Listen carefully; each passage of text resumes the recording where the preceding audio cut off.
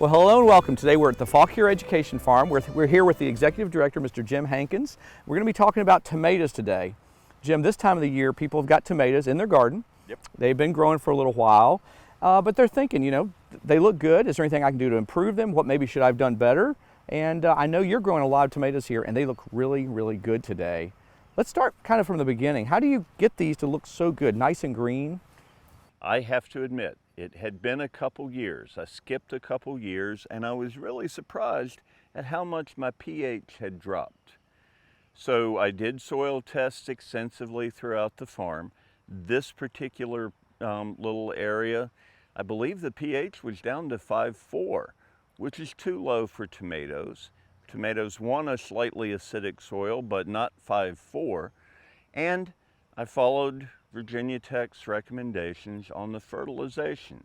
I didn't guess. You don't just go throw stuff at your garden. You do a soil test and read and follow directions. So you take soil, like what we've got right here. We've got some soil in this bucket, and you took a probe maybe, or dug some soil up. I just used a hand trowel. Hand trowel, just like this, and just dug it up, mix it up, put it in a container that goes to being analyzed. Go to your local extension office. They will have the boxes where you can send it off to Virginia Tech to the soil test lab. Obviously, you followed the directions really well because these tomatoes look great. The color looks good, tons of blooms here, so I think you've got a good balance. In this case, so you put down some fertilizer before you planted? Yep. Okay. Yep, when we tilled this up, we put down fertilizer. Now, we're mid-season now.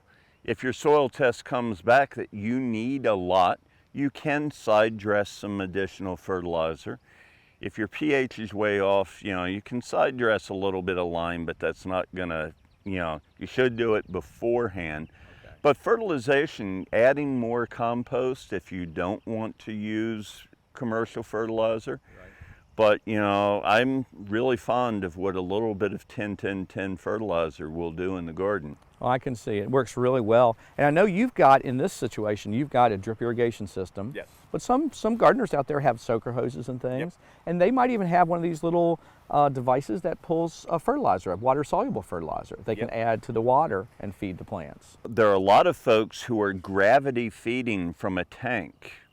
Gravity feeding their water into their drip irrigation line. You can just add it to, if you're collecting water in a rain barrel, there are fertilizers you can add to that water that will go in that, will help give you that really good green. I love your idea about really paying attention to what the soil test report says because you don't want to go overboard. Sometimes you have a tendency to say, well, I'll just put more fertilizer on it. And tomatoes in particular, boy, if you over fertilize, then you can get these massive vines with no fruit if you've got way too much nitrogen. Okay. So it's a delicate balance. I gotcha. So these look good. You've done a good job with that. And I know sometimes it starts with the variety or the type of tomato. What have you got? What's this right here? These are Pony Express. It's a small Roma type that is super prolific. It come out, as the name implies, it's going to come out really quick and early, Pony Express. So it'll be a huge, very quick fruit set. Okay. It's a determinate tomato. It won't live a long time. It will come up, have a concentrated fruit set, which means that it will bloom like crazy. You'll get a lot of tomato plants. And even if you're doing everything right, that plant is designed to die early. I'll be putting fall cabbage right here in this spot. So determinate. Determinate. It's kind of a determinate amount of time that it sets fruit and it's ready to go. As opposed to an indeterminate, like most of your heirlooms, they'll keep on going until the frost kills them.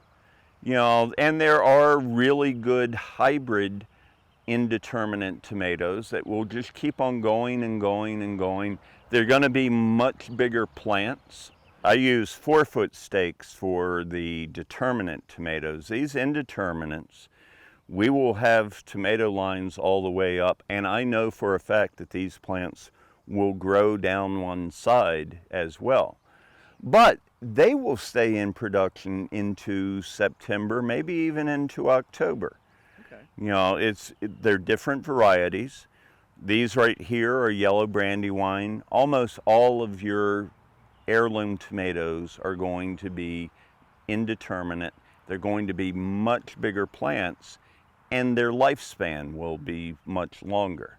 Okay, makes perfect sense. So when somebody's thinking about their garden, Yep. they're going to look in the seed catalog, and it's going to tell them this is an indeterminate variety, this is a determinate variety, things like that. Yeah, or if you're at the farmer's market buying seed packs, look it up before you buy it. You know, so often I've had people buy determinate tomatoes and wonder why they died midsummer. Right, right. Because it was supposed to. Makes sense. They're both good. Yes. It's just you need to know which one you're growing. Yes, absolutely. Well, Jim, thank you so much for letting us come out today and talk a little bit about tomatoes. I can't wait for my first BLT. I got you. Yep. I love that too. Yep. Well, for more information about growing tomatoes, contact your local county extension office and talk to a master gardener. For From the Ground Up, I'm Chris Mullins. We'll see you next time. From the Ground Up is presented with the generous advice and assistance of Virginia Cooperative Extension. Visit their website at ext.vt.edu.